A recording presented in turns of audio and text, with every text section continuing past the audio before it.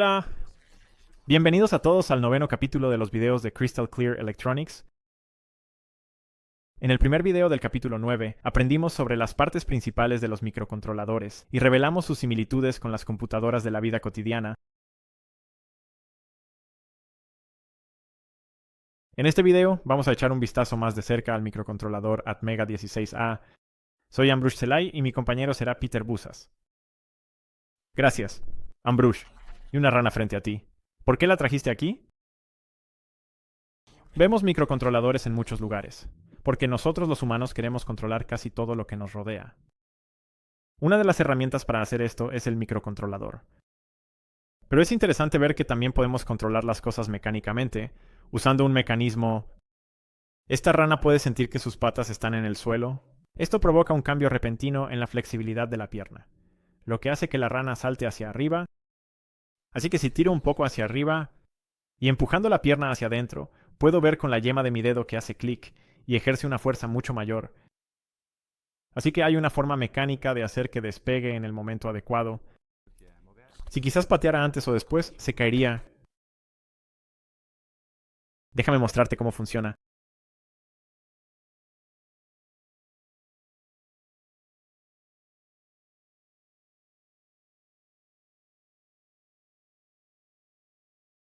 Y ya que estamos en el tema, también digamos que cuando nosotros los humanos caminamos o corremos, sucede algo similar. Sentimos nuestros pies aterrizando, percibimos la posición de nuestro cuerpo, y en el momento adecuado, comenzamos el siguiente paso. Y este tema está relacionado con el hecho de que, en el caso de un robot con dos o más patas, este control podría incluso ser realizado por un microcontrolador. Antes de entrar en los detalles del microcontrolador Atmega 16A, sugiero que miremos las áreas de aplicación del microcontrolador. Estoy de acuerdo. Podríamos encontrar microcontroladores en casi todos lados, si no estuvieran escondidos en lo profundo de nuestros dispositivos. Los microcontroladores, o dispositivos muy similares, implementan operaciones, controlando y regulando tareas, en la mayoría de los dispositivos a nuestro alrededor, que tienen automatización electrónica. Hoy en día, casi todos los dispositivos electrónicos con botones o incluso una pantalla contienen al menos uno o más microcontroladores. Cuando presionamos botones, un microcontrolador en segundo plano interpreta estas pulsaciones y controla el funcionamiento de nuestro dispositivo.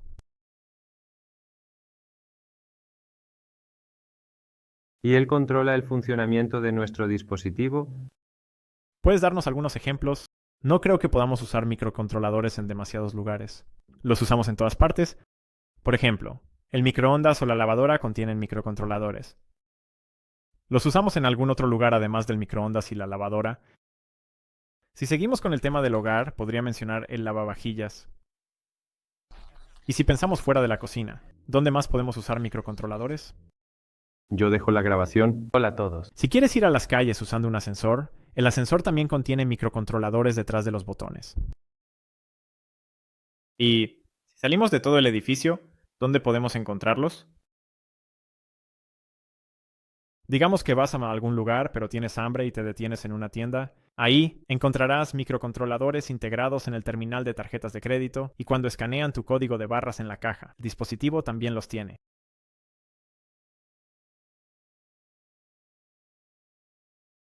También puedo agregar temas completos como la industria automotriz. Hay muchos microcontroladores en un coche, por ejemplo, los limpiaparabrisas, el airbag, el elevador de ventanas, el espejo. La electrónica en movimiento, el ABS, es una parte muy importante del coche, y también hay microcontroladores en eso.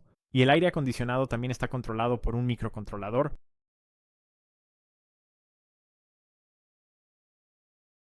Bueno, Brush. Según esto, nuestra vida está llena de microcontroladores. Sí. Ni siquiera hemos hablado de tu teléfono o del control remoto de la tele. Yo diría que la lista es infinita. Los microcontroladores están realmente en todas partes. No sé si ahora estás convencido o no. Oh, sí, me convenciste. Ahora que hemos visto en cuántos lugares se utilizan los microcontroladores, veamos un ejemplo específico de la industria automotriz. Hemos traído con nosotros estas 3 placas de circuito impreso, que son para la gestión de baterías. Así que se encarga de la gestión de las baterías. Es fácil reconocer esto porque hay esta parte, donde tienes el mismo circuito con diodos, transistores, repitiéndose 12 veces.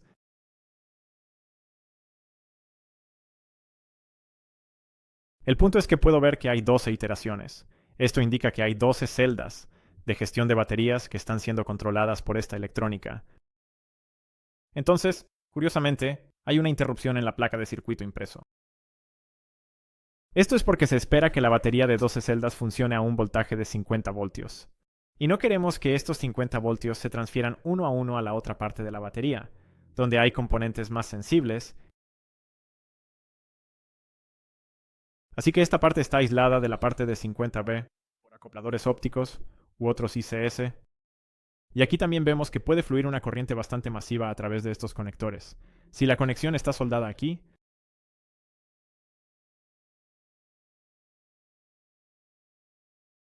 vamos a intentar aislar eléctricamente esta parte. Al darle la vuelta podemos ver que esta parte de bajo corriente está conectada al otro lado a un... ¿Cuál es tu suposición? ¿Qué parte podría ser esta?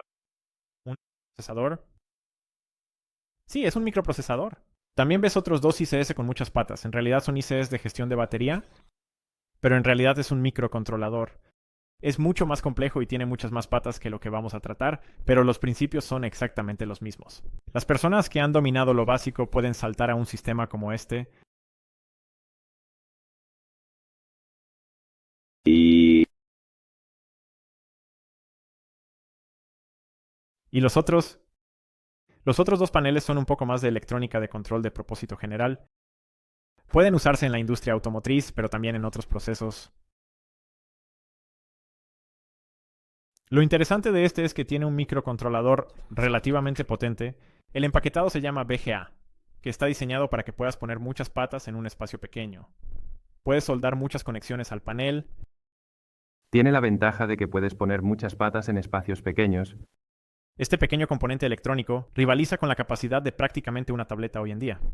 Así que es un sistema bastante serio. Básicamente es una tableta PC de computadora con un sistema muy pequeño. Sin embargo, me gustaría señalar que hay otra electrónica de control de propósito general. Lo interesante es que en este hay dos microcontroladores. Ya hemos dicho que no siempre hay uno, pero a veces hay más. Lo interesante de los microcontroladores en sí es que son los mismos que aprenderás a usar en electrónica cristalina 2.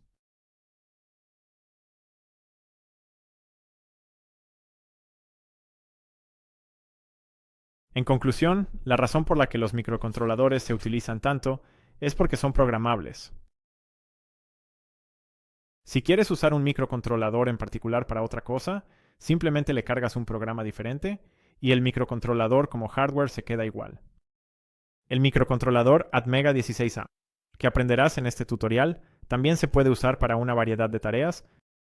Por lo que he oído, se están produciendo muchos microcontroladores. ¿Puedes darme algunos detalles? Sí, desde los años 70 ha ido aumentando cada año. Hoy en día, producen varios miles de millones cada año, pero ahora conozcamos el microcontrolador Atmega 16A. Al principio, ¿cómo se ve? Está integrado en una pequeña caja negra. Como mencioné antes, estamos hablando de un CI. En el sitio web del currículo, en la sección de materiales extra, puedes descargar la hoja de datos del Atmega 16A a la que nos referiremos. También encontrarás una referencia al sitio web del fabricante. Puedes encontrar más información sobre el empaque o la información del empaque en las páginas 325 a 327. De estos también hemos elegido el de montaje en agujero pasante para que sea fácil de usar en una placa de pruebas. Atmel. Acá este paquete con un código 40P6, lo que significa que el componente tiene un total de 40 pines, y la distancia entre las dos líneas de pines es de 0.6 pulgadas, 1524 milímetros. Esto se alinea perfectamente con una placa de pruebas, donde la distancia entre las filas es de 0.1 pulgadas, 254 milímetros.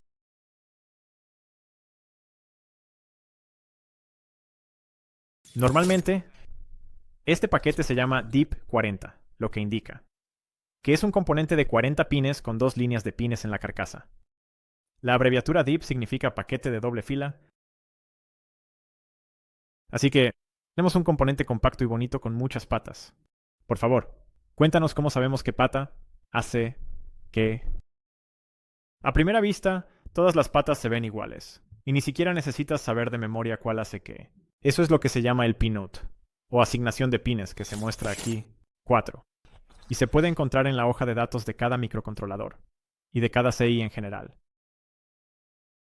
En este caso, está en forma de un diagrama en la página 3 de la hoja de datos.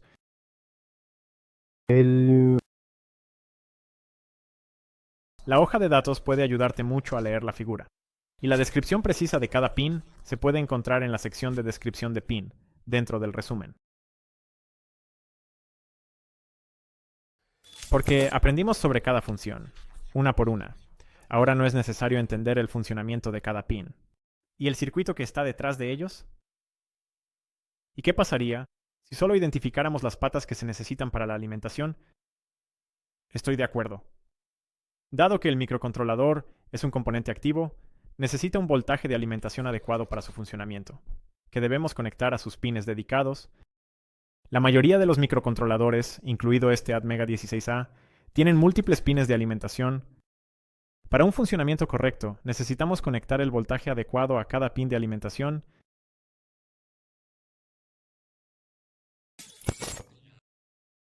Los pines etiquetados como GND son los pines de tierra, mientras que el VCC y el AVCC son los pines de alimentación.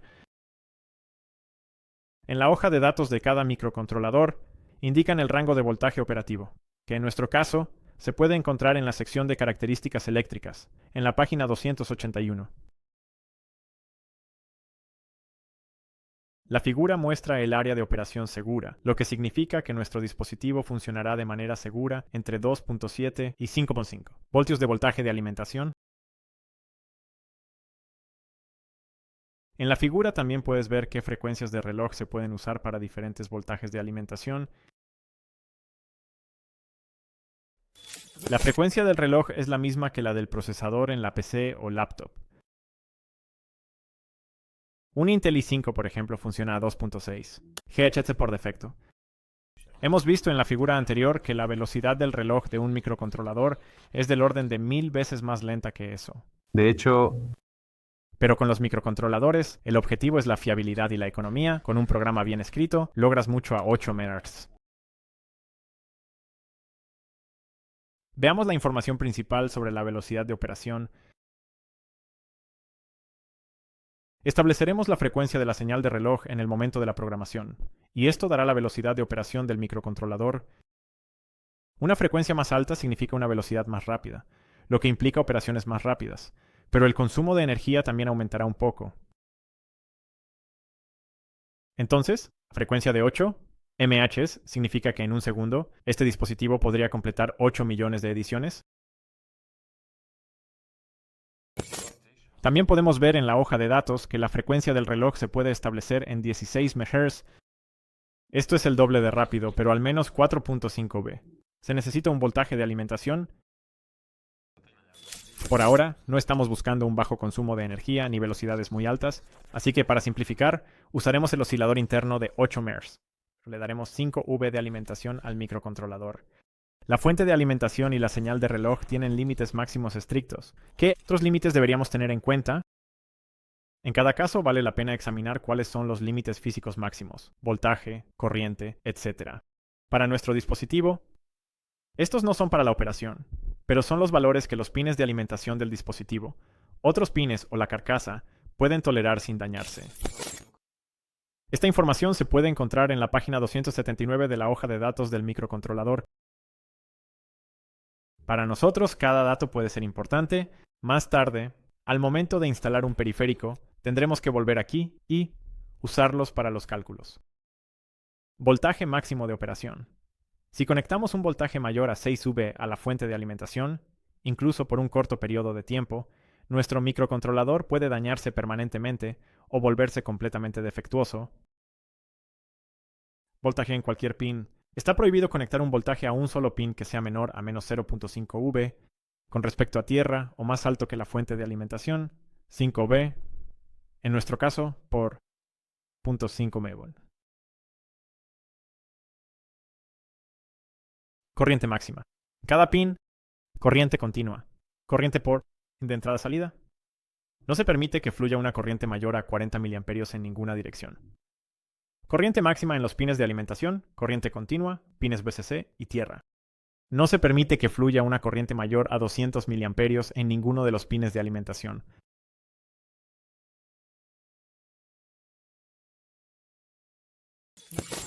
Ahora reconocemos los pines para la alimentación.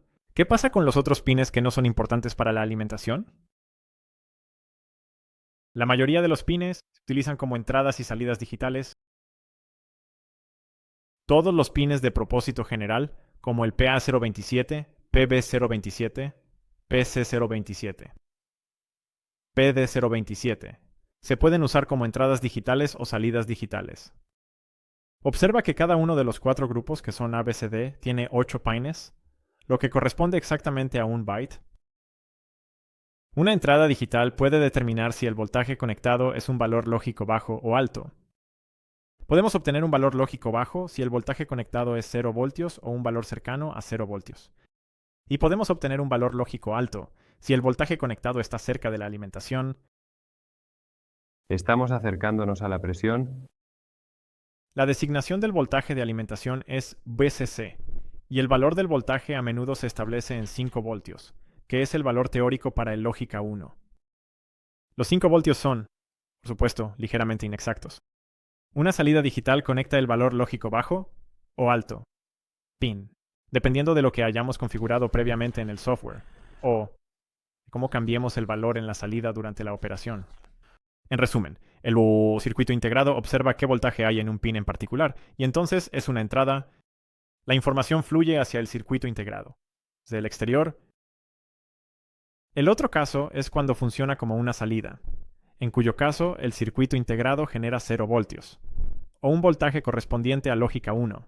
En el pin, y esto se suministra a una parte externa, una periferia, planeamos llegar a esta sección en el segundo video del 9º capítulo. Intenta dominar lo que has escuchado a fondo, entonces siéntete libre de pasar al tercer video. Este será un video muy importante para nuestro tema, ya que finalmente tendremos en nuestras manos nuestro microcontrolador, Peter. Gracias por tu ayuda. Quiero agradecerte también. Nos vemos en el próximo video. Adiós. Adiós.